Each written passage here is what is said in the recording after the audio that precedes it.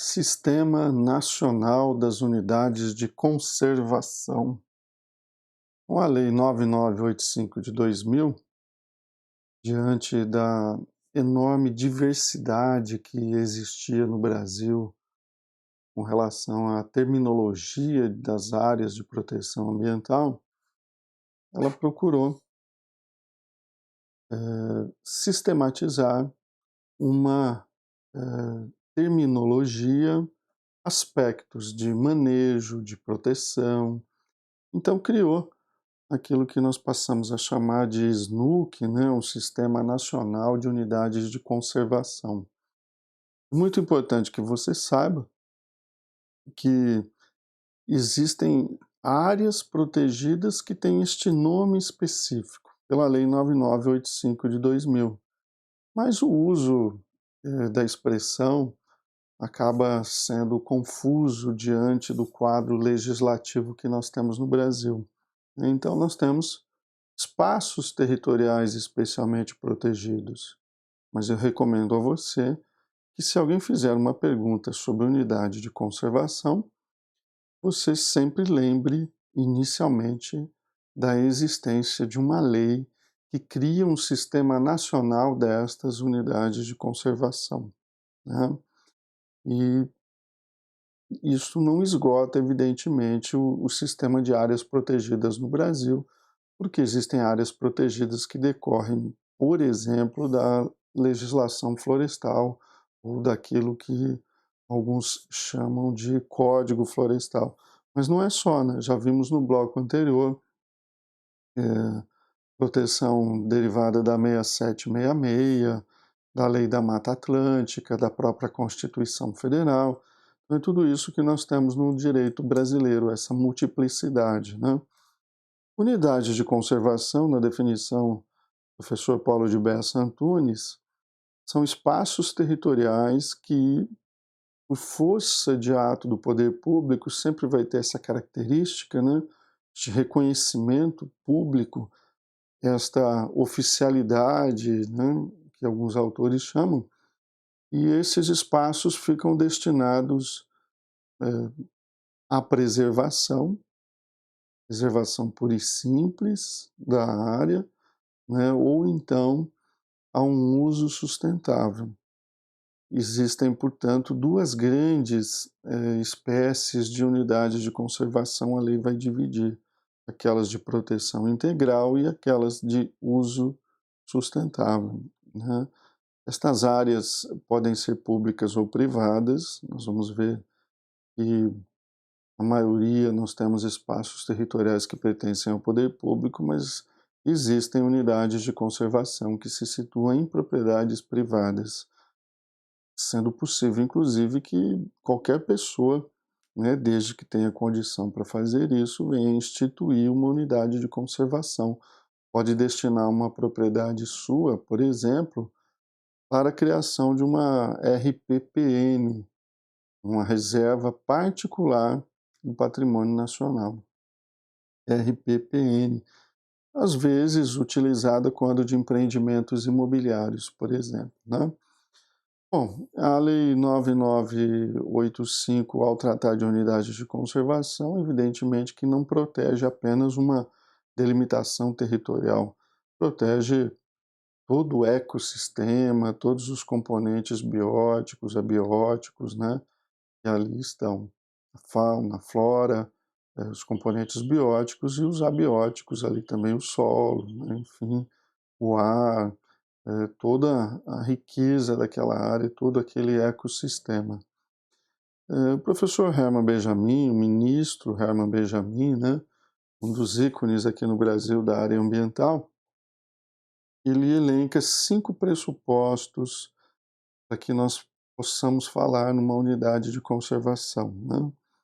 Ela tem que ter relevância do ponto de vista natural, né, do ponto de vista ecológico, o oficialismo, que é a questão de uma declaração pública, de reconhecimento da importância da área, da beleza da área, enfim, depende do tipo de unidade de conservação, né, que nós estejamos falando, uma delimitação territorial, claro, um objetivo de conservar ou, ouso acrescentar aqui, ou ao menos de propiciar um uso sustentável daquele espaço protegido, né, do espaço e dos seus componentes protegidos.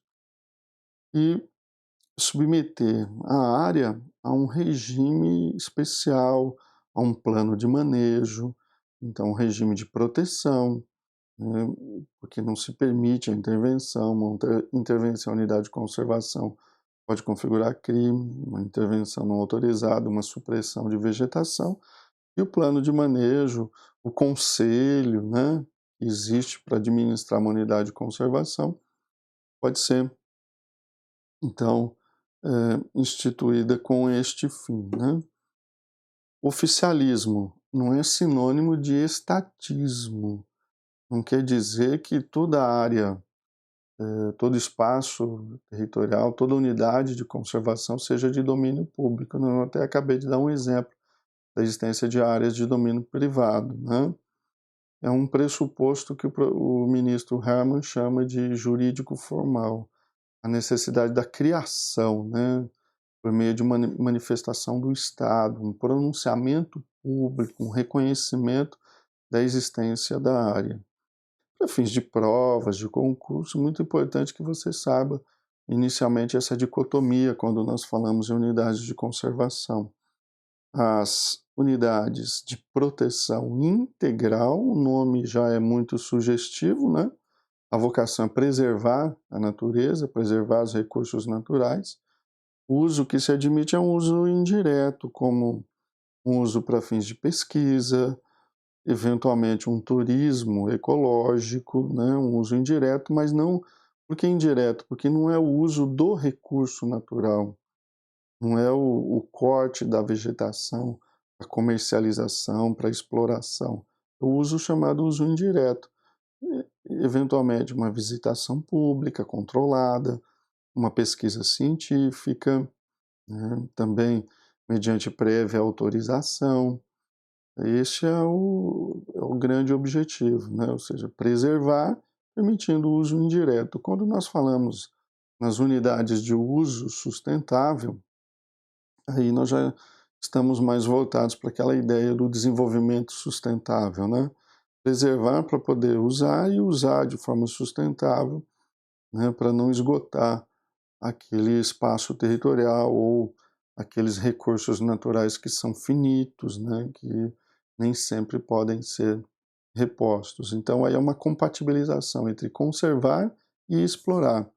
Vai ficar claro isso quando nós passarmos pelas unidades de conservação em espécie.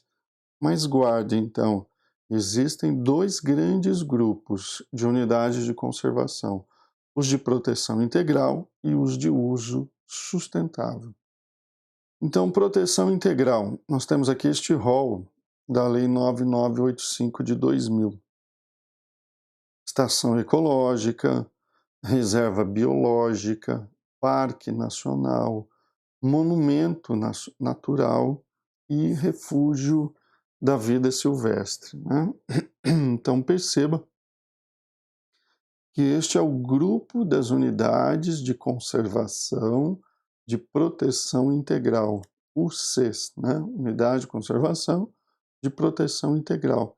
Vamos a uma rápida passagem, mas quando você estuda para concurso, você precisa fazer uma leitura, sistematizar. Eu vou colocar aqui, você vai entender, por exemplo, por que a gente fala em proteção integral, né? Vamos lá. Então nós temos, por exemplo, uma estação ecológica. Uma estação ecológica tem por objetivo preservar a natureza, realizar pesquisas científicas em uma área que é de posse de domínio público, né, sendo proibida, inclusive, em regra, uma visitação pública, exceto para fins educacionais. Então, é uma área absolutamente de proteção, né, de preservação. Só se faz pesquisa, a área é pública. Se isso vai aparecer de maneira recorrente, eu vou parar de repetir nas outras unidades de proteção integral, e áreas particulares que estejam incluídas nesses limites venham a ser desapropriadas e acabam, desta forma, sendo abrangidas por aquela delimitação territorial de onde se situa a estação ecológica, né? Sempre é necessário plano de manejo, não vou ficar repetindo, né? As unidades, eventualmente um conselho, mas essas de proteção integral exigem um plano de manejo, né? Vamos lembrar aqui, por exemplo, a estação ecológica, né? Estamos falando de estação ecológica da Jureia, né? Só para vocês terem uma ideia. Evidentemente que o que se objetiva aqui numa área dessa não é a sua exploração, né? É a sua preservação. Engraçado isso no Brasil, né? Precisa dizer que é proibido caçar e pescar numa área de proteção integral, mas de qualquer forma está aí feito o registro. Reserva biológica, também preservação integral da biota, né? Ou seja, da fauna e da flora, que ali ocupa aquele espaço territorial. Também a área de posse de domínio público, então vai assimilando isso, né? Uma estação ecológica, uma reserva biológica, são áreas de domínio público. Se incidirem sobre a área privada deve ser desapropriada, deve haver indenização do proprietário anterior e abrangida a unidade de conservação. Às vezes é interessante e necessário desapropriar até uma área de entorno para garantir uma amortização, uma proteção daquela área, né? Tudo isso de acordo com um plano de manejo. Também não se permite visitação pública, exceto com objetivo educacional e com pesquisa científica sendo permitida, né? Nós temos aqui no Brasil uma das coisas mais lindas do mundo, né? Que é o Atol das Rocas, reserva biológica, né? Olha aqui onde ele se situa, próximo a Fernando de Noronha, que é um dos grandes exemplos, uma das grandes maravilhas do mundo, certamente, né? Parque Nacional, lembrando que você, por exemplo, no seu município pode ter um parque municipal, um parque estadual, né? Ficam abrangidas, essas categorias ficam abrangidas. Um parque, nós já vamos ver que a proteção não é tão rigorosa, né? Claro que o objetivo, quando você institui um parque nacional, é a preservação.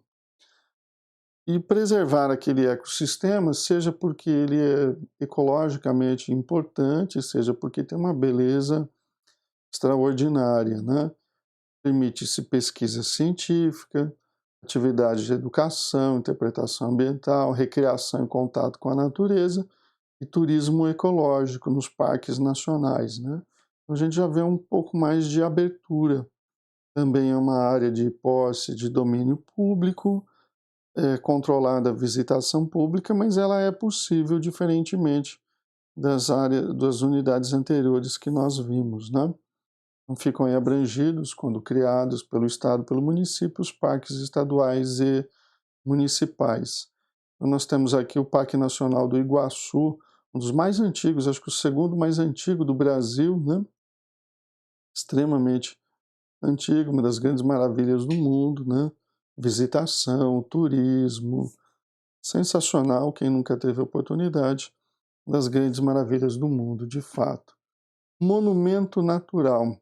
Protege-se aqui também, né, não só a beleza cênica, né, um local absolutamente raro, né, formação natural rara, singular, a beleza. Então, aqui a gente já vê a abertura, né, um monumento natural pode incidir sobre a área particular. Pode haver visitação pública. É muito importante, né, que seja permitida a visitação de maneira compatível e pode incidir sobre a área particular. Agora, se não for possível, por exemplo, inviabilizar uma área particular, é o caso da desapropriação e de transformação em área pública, né? Cito aqui o Monumento Natural do Rio São Francisco, e óbvio, também, né, beleza do São Francisco, e dos morros do Pão de Açúcar, da Urca, né? Então, Pão de Açúcar, a Urca, né? São belezas reconhecidas mundialmente, né? Refúgio de vida silvestre, Claro que a gente vê aqui uma maior aproximação da proteção da fauna, né? O refúgio de vida silvestre tem como objetivo proteger ambientes naturais, onde se asseguram condições para a existência ou reprodução de espécies ou comunidades da flora local e da fauna residente ou migratória, sobretudo aqui os pássaros, né? São protegidos nessas áreas de refúgio silvestre porque exigem uma grande delimitação territorial, podem ser constituídos por áreas particulares, é possível visitação pública controlada e também é possível a pesquisa científica desde que previamente autorizada, né? É uma matéria que você tem que ler, tem que sistematizar e memorizar aquelas que são de proteção integral. O nome ajuda bastante, né? Um refúgio da vida silvestre, né? Então, a gente tem aí exemplos maravilhosos, né? De proteção da vida silvestre no Brasil. Só você fazer uma pesquisa aí que vai ficar maravilhado com estes temas, né? Saindo das áreas de proteção integral, vem as áreas desculpe, as unidades, né? Para usar uma terminologia melhor, as unidades de conservação de uso sustentável. Então, claro, uso, não é proteção integral, né? Permite-se o uso. Aqui uma forte incidência do princípio do desenvolvimento sustentável, né? Aqui a gente pode ter confusões, né? Mas no Brasil,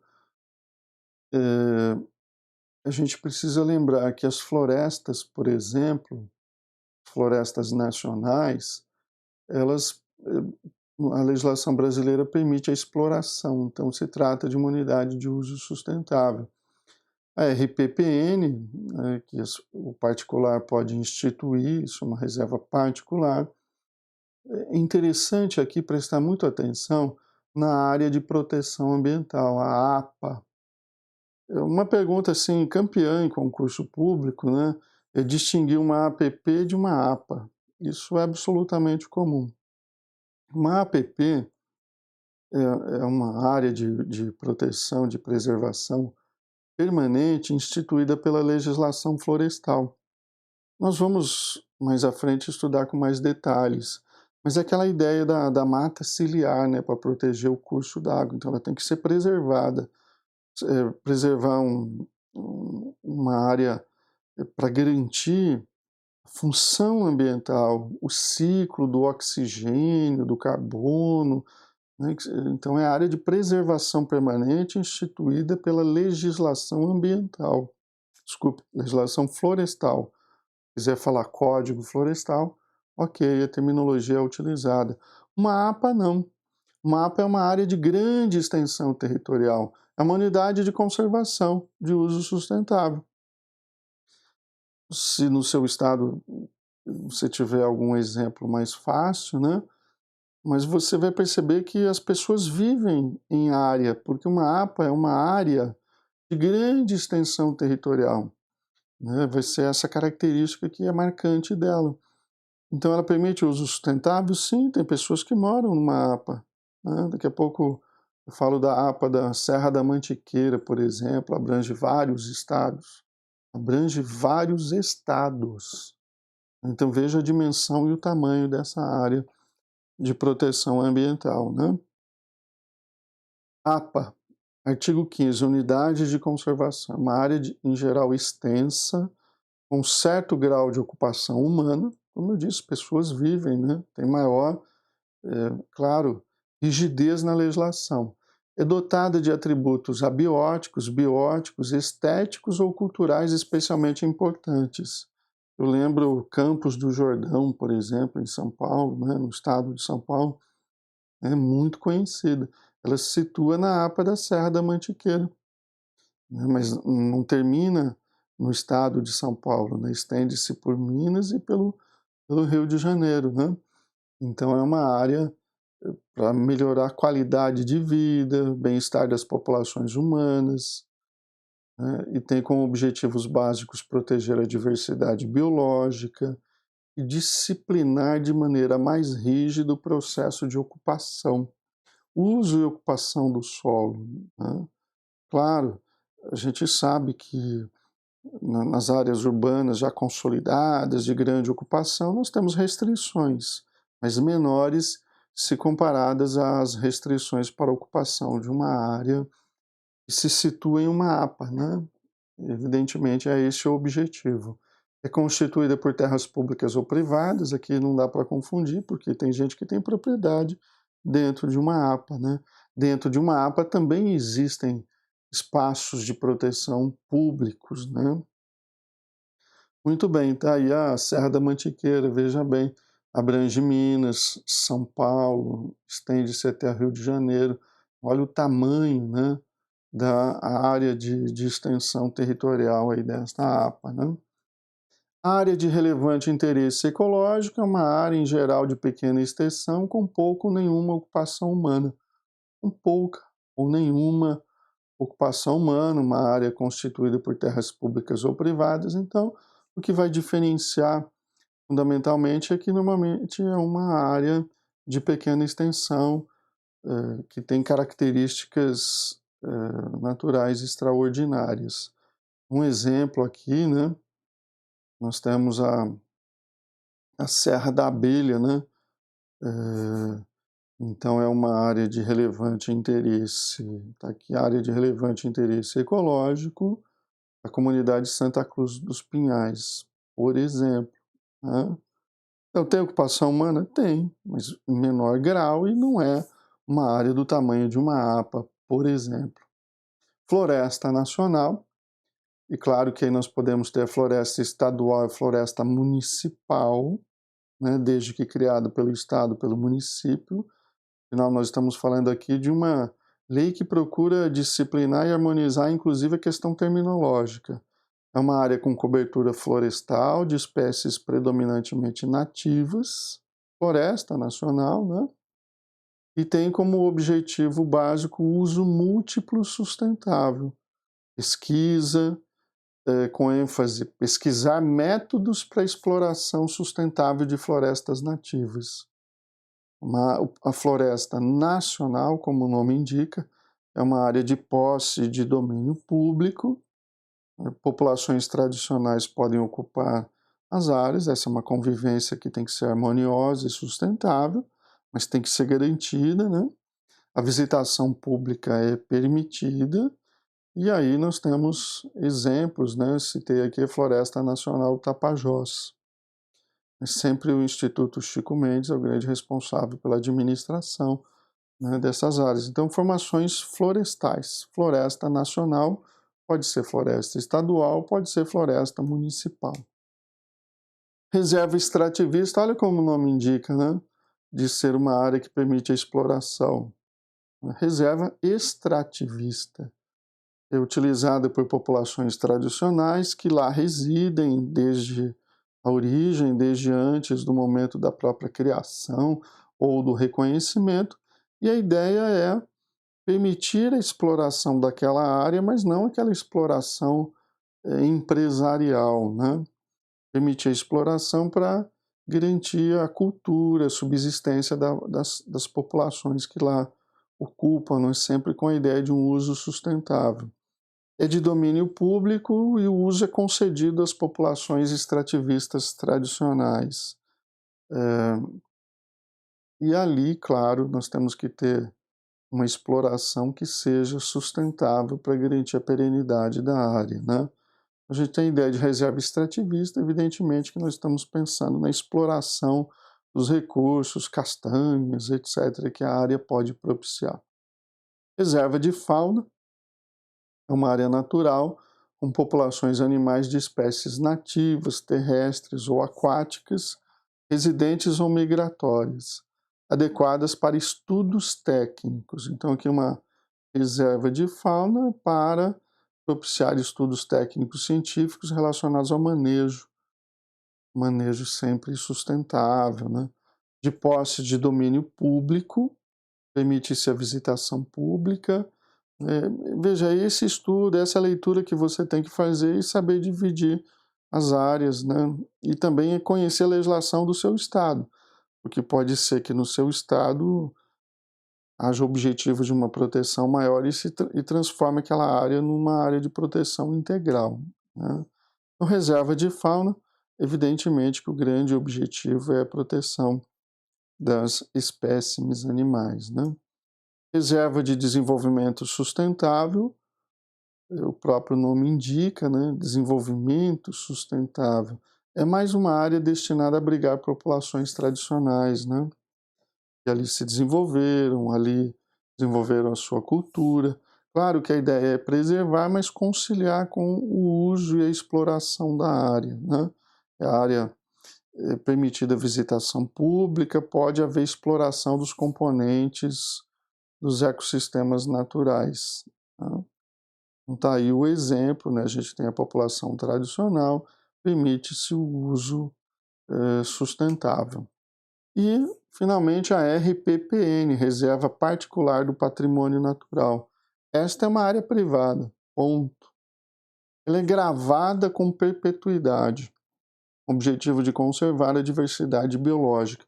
Então, normalmente, instituições, pessoas que têm grande capital, propriedades lá, fazem a separação de uma propriedade e fazem o destino dela de maneira perpétua para a preservação da natureza, preservação dos ecossistemas, né? É um gravame que passa a incidir da propriedade. Às vezes se utiliza como forma de compensação ambiental, como forma de... Veja, eu tenho lá uma área dentro de um empreendimento imobiliário, de um loteamento que vai ser feito, institui-se ali uma RPPN e aquela área se torna perene, né? Impossível de ser efetivamente explorada com fins comerciais, né? E ali vai ser utilizada pela população que habita aquela área, né? Ou seja, o uso é bastante restrito. É permitida a visitação, se for o caso, se for adequado, mas é um espaço territorial que é classificado como unidade de conservação de uso sustentável. E aqui deu para a gente ter uma ideia, existem várias, né?